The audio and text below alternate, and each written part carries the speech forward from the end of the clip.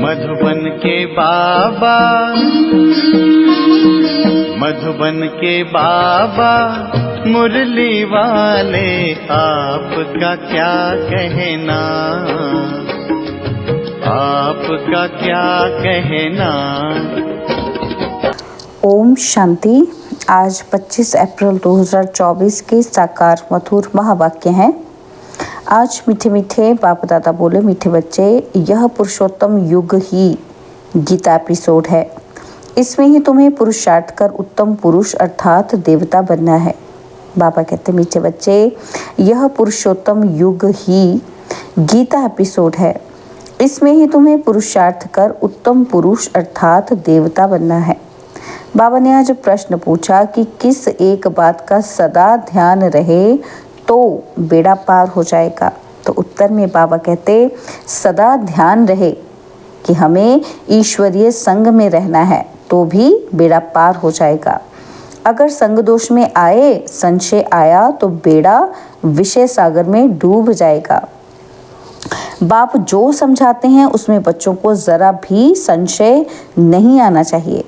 बाप तुम बच्चों को आप समान पवित्र और नॉलेजफुल बनाने आए हैं। बाप के संग में ही रहना है। ओम शांति। भगवानुवाच। बच्चे जानते हैं कि बाप वही राजयोग सिखला रहे हैं जो 5000 वर्ष पहले समझाया था। बच्चों को ही मालूम है, दुनिया को तो मालूम नहीं है। तो फिर पूछना चाहिए कि गीता का भगवान कब आया। भगवान जो कहते हैं कि मैं राजयोग सिखलाकर तुमको राजाओं का राजा बनाता हूँ, वह गीता एपिसोड कब हुआ था, ये पूछना चाहिए। ये बात कोई भी नहीं जानते हैं। तुम अब प्रैक्टिकल सुन रहे हो। गीता का एपिसोड होना भी चाहिए कलयुग अंत और सतयुग आदि के बीच में। आदि सनातन देवी देवता धर्म की स्थापना करते हैं तो जरूर संगम पर ही आएंगे। पुरुषोत्तम संगम युग है जरूर। भल पुरुषोत्तम वर्ष गाते हैं परंतु बेचारों को पता ही नहीं है। तुम मीठे मीठे बच्चों को मालूम है, उत्तम पुरुष बनाने के लिए अर्थात मनुष्य को उत्तम देवता बनाने के लिए बाप आकर पढ़ाते हैं। मनुष्य में उत्तम पुरुष ये देवताएं लक्ष्मी नारायण हैं। मनुष्य को देवता बनाया इस संगम युग पर। देवताएं जरूर सतयुग में ही होते हैं, बाकी सब हैं कलयुग में। तुम बच्चे जानते हो कि हम हैं संगम युगी ब्राह्मण। यह पक्का पक्का याद करना है, नहीं तो अपना कुल कभी किसी को भूलता नहीं है, परंतु यह माया भुला देती है। हम ब्राह्मण कुल के हैं, फिर देवता कुल के बनते हैं। अगर यह याद रहे तो बहुत खुशी रहे। तुम पढ़ते हो राजयोग, समझाते हो, अब फिर भगवान गीता का ज्ञान सुना रहे हैं और भारत का प्राचीन योग भी सिखा रहे हैं। हम मनुष्य से देवता बन रहे हैं। बाप ने कहा है काम महाशत्रु है, इन पर जीत पाने से तुम जगत जीत बनते हो। पवित्रता की बात पर कितनी आर्ग्यू करते हैं। मनुष्यों के लिए विकार तो जैसे एक खजाना है। लौकिक बाप से यह वर्षा मिला हुआ है। बाप बनते हैं तो पहले पहले बाप का यह वर्षा मिलता है। शादी बर्बादी कराते हैं और बेहद का बाप कहते हैं काम महाशत्रु है, तो ज़रूर काम को जीतने से ही जगत जीत बनेंगे। बाप ज़रूर संगम पर ही आए होंगे। महाभारत लड़ाई भी है, हम भी यहाँ ज़रूर हैं। ऐसे भी नहीं कि सब फट से काम पर जीत पाते हैं। हर बात में टाइम लगता है। मुख्य बात बच्चे यही लिखते हैं कि बाबा हम विषय वैतरणी नदी में गिर गए तो ज़रूर कोई ऑर्डिनेंस है। बाप का फरमान है काम को जीतने से तुम जगत जीत बनेंगे। ऐसे नहीं कि जगत जीत बनकर फिर विकार में जाते होंगे। जगत जीत यह लक्ष्मी नारायण है। इनको कहा जाता है संपूर्ण निर्विकारी। देवताओं को जब सब निर्विकारी कहते हैं, जिसको तुम राम राज्य कहते हो, वह है वाइसलेस वर्ल्ड और यह है विशिष्ट वर्ल्ड, अपवित्र ग्रस्त आश्रम। बाबा ने समझाया है तुम पवित्र ग्रस्त आश्रम के थे, अब 84 जन्म लेते लेते अपवित्र बने हो। 84 जन्मों की ही कहानी है। नई दुनिया ज़रूर ऐसी वाइसलेस होनी चाहिए। भगवान जो पवित्रता का सागर है वही स्थापना करते हैं और फिर रावण राज्य भी जरूर आना है। नाम ही है राम राज्य और रावण राज्य। रावण राज्य माना ही आसुरी राज्य। अभी तुम आसुरी राज्य में बैठे हो। यह लक्ष्मी नारायण है दैवी राज्य की निशानी। तुम बच्चे प्रभात फेरी आदि निकालते हो। प्रभात सवेरे को कहा जाता है। उस समय मनुष्य सोए रहते हैं, इसलिए देरी से निकालते हैं। प्रदर्शनी भी अच्छी तब हो जब वहाँ सेंटर भी हो, जहाँ जाकर समझें कि काम महाशत्रु है। इन पर जीत पाने से जगत जीत बनेंगे। लक्ष्मी नारायण का चित्र साथ में ज़रूर होना चाहिए। ट्रांसलाइट का इनको कभी भूलना नहीं चाहिए। एक यह चित्र और सीढ़ी।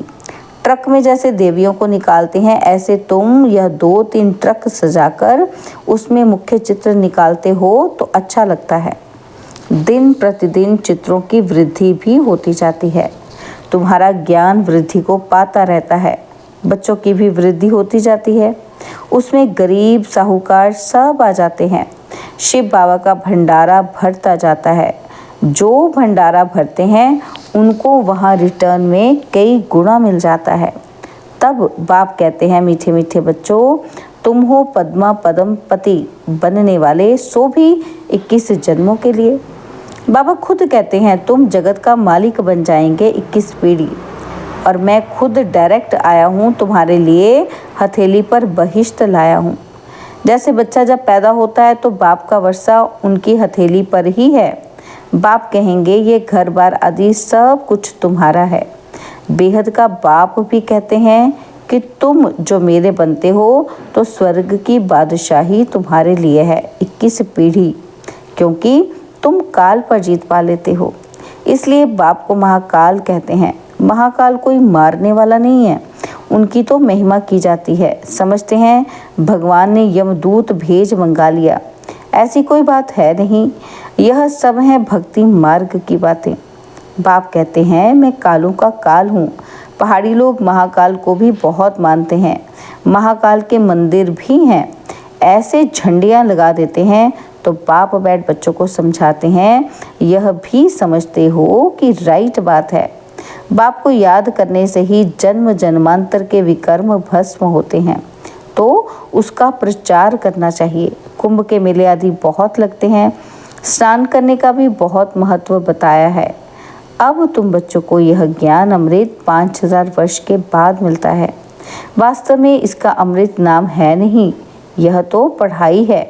ये सब हैं भक्ति मार्ग के नाम। अमृत नाम सुनकर चित्रों में पानी दिखाया है। बाप कहते हैं, मैं तुमको राजयोग सिखलाता हूँ। पढ़ाई से ही ऊंच पद मिलता है, सो भी मैं पढ़ाता हूँ। भगवान का कोई ऐसा सजा हुआ रूप तो है नहीं। यह तो बाप इसमें आकर पढ़ाते हैं। पढ़ाकर आत्माओं को आप समान बनाते हैं। खुद लक्ष्मी नारायण थोड़ी हैं जो आप समान बनाएंगे। आत्मा पढ़ती है, उनको आप समान नॉलेजफुल बनाते हैं। ऐसे नहीं कि भगवान भगवती बनाते हैं। उन्होंने श्री कृष्ण को दिखाया है, वह कैसे पढ़ाएंगे। सत्युग में पति तो थोड़े ही होते हैं। श्री कृष्ण तो होता ही सत्युग में है। फिर कभी भी श्री कृष्ण को तुम नहीं देख सकेंगे। ड्रामा में हर एक के पुनर्जन्म का चित्र बिल्कुल न्यारा होता है। कुदरत का ड्रामा है, बनी बनाई बन रही। बाप भी कहते हैं, तुम हूबहू इस फीचर से इसी कपड़े में कल्प कल्प तुम ही पढ़ते आएंगे। हूबहू रिपीट होता है ना, तो आत्मा एक शरीर छोड़ फिर दूसरा वही लेती है जो कल्प पहले लिया था। ड्रामा में कुछ फर्क नहीं पड़ सकता। वह होती है हद की बातें और यह है बेहद की बातें, जो बेहद के बाप सिवाय कोई समझा नहीं सकते हैं। इसमें कोई संशय नहीं हो सकता है। निश्चय बुद्धि हो फिर कोई न कोई संशय में आ जाते हैं। संग लग जाता है। ईश्वरी संग चलता रहे तो पार हो जाए, संग छोड़ा तो विषय सागर में डूब पड़ेंगे। एक तरफ है क्षीर सागर और दूसरी तरफ है विषय सागर।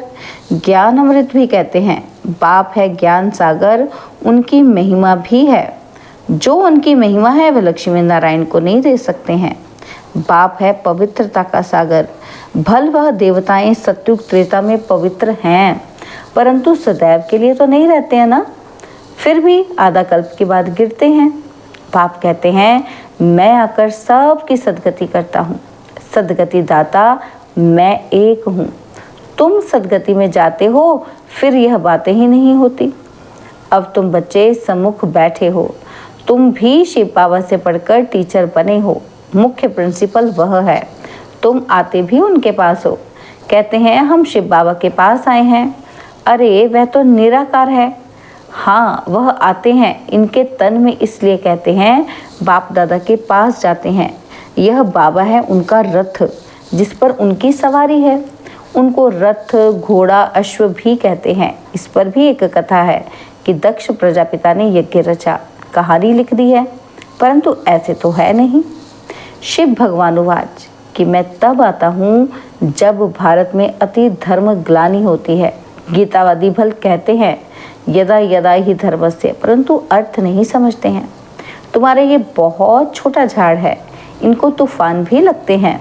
नया झाड़ है ना, और फिर ये फाउंडेशन भी है।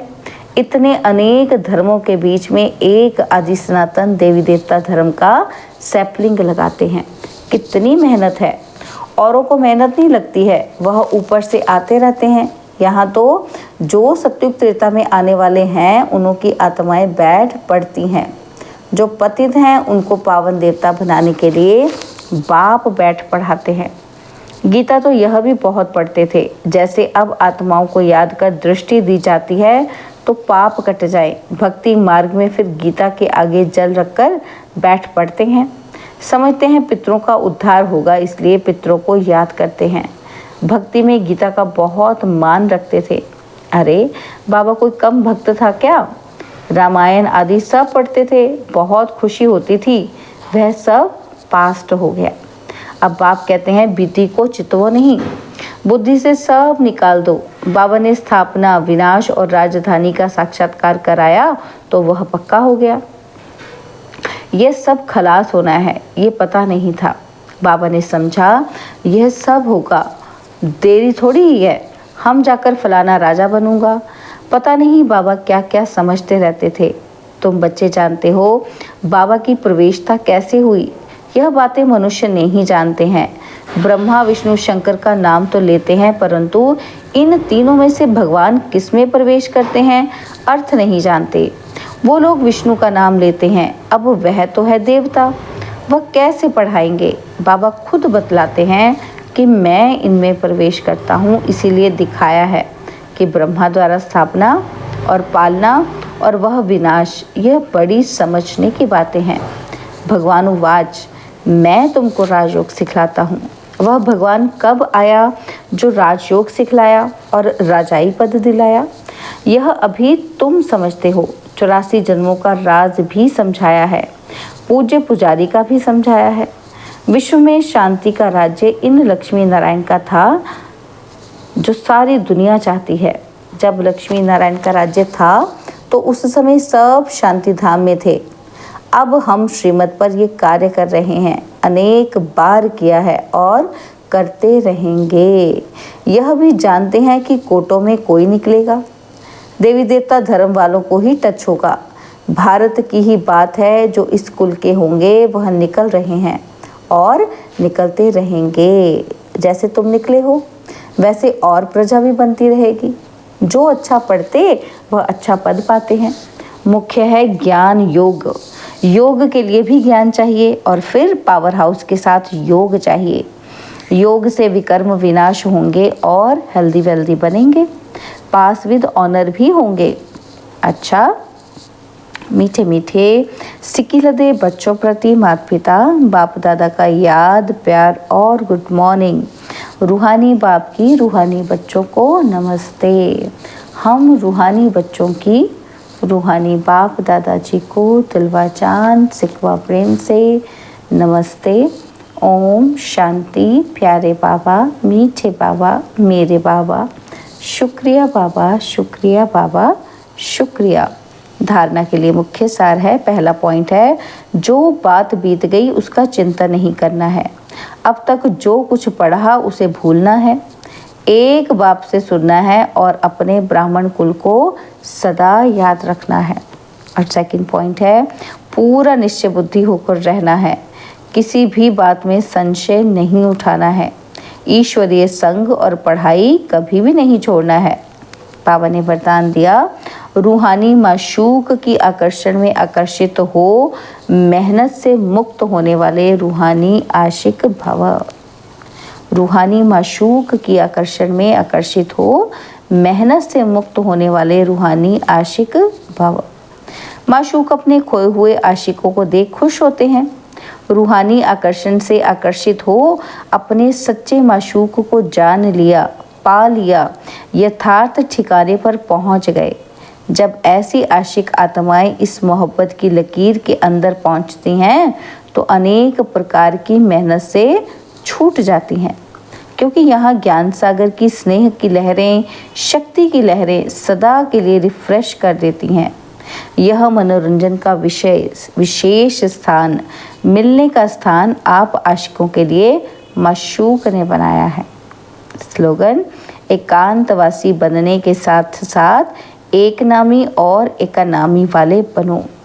एकांतवासी बनने के साथ साथ एक नामी और एकानामी वाले बनो।